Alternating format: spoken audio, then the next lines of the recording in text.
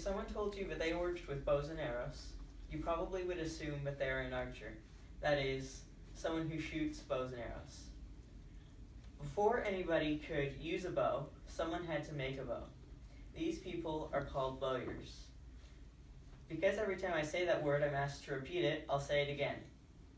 Bowyer would be someone who makes bows, because ER is a suffix that ascribes a noun to its maker. A hat is someone who makes hats.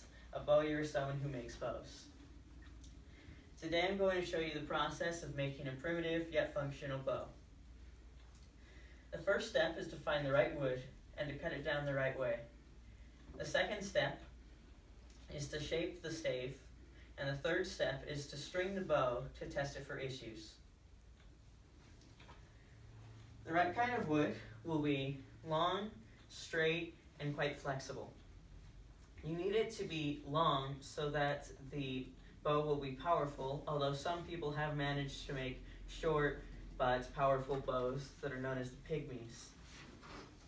You need it to be straight so that when you flex the bow, all the pressure points in the bow as it's being bent are focused in one area, that area being where you place the arrow so that it'll propel the arrow forward.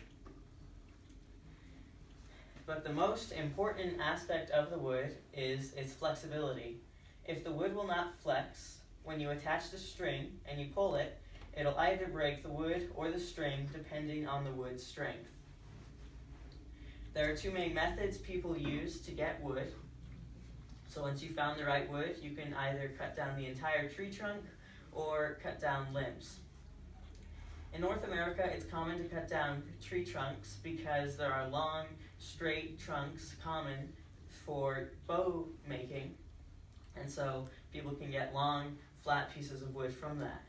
But the English, when they invented the longbow, used limbs because yew trees, which they used because they have an ideal amount of springiness, don't have straight trunks, and so they used the limbs, and they made lots of bows that way.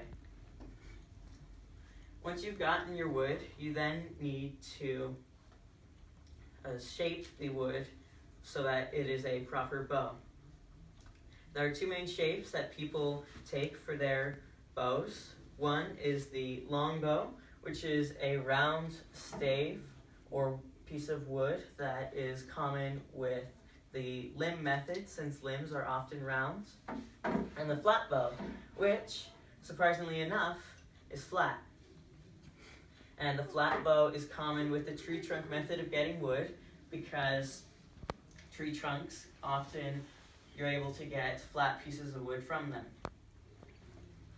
To shape a longbow, it is not as simple as with the tree trunk flat bow, because with the tree trunk you've already done half the job when you cut the wood.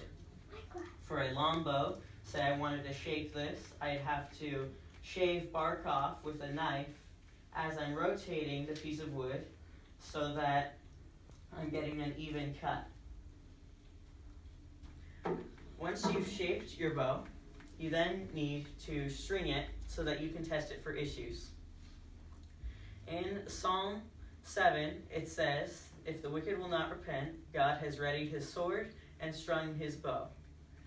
To string your bow is to have the string attached on the upper limb, which is the part of the wood above the middle, and then to bend the bow and attach the string on the other end so that it is tight. But I won't do that because that turns a string and a stick into a weapon very fast.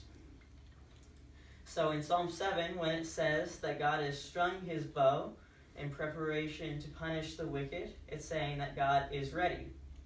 Because you only leave the string on when you're ready to use it, because if you left the string on all the time, then the wood will get accustomed to flexing and would eventually get weak.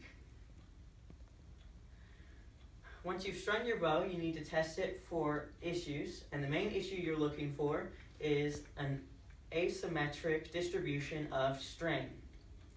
Like I said, when you attach the string's going to be tight, and so if the string is across this wood here, If I pulled the string, the upper limb might be stiff or more flexible than the lower limb.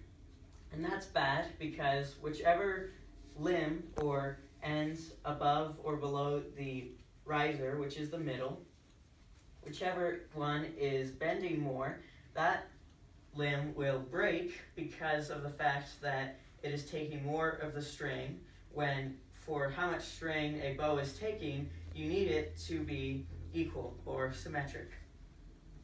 To avoid this issue, you take the limb that is less flexible, and you shave that limb until it looks similar to its counterpart. And when you pull the string, the upper limb should mirror the lower limb in the flex. Once you have done this, you have successfully made your bow, and you've successfully made yourself a bowyer. Thank you.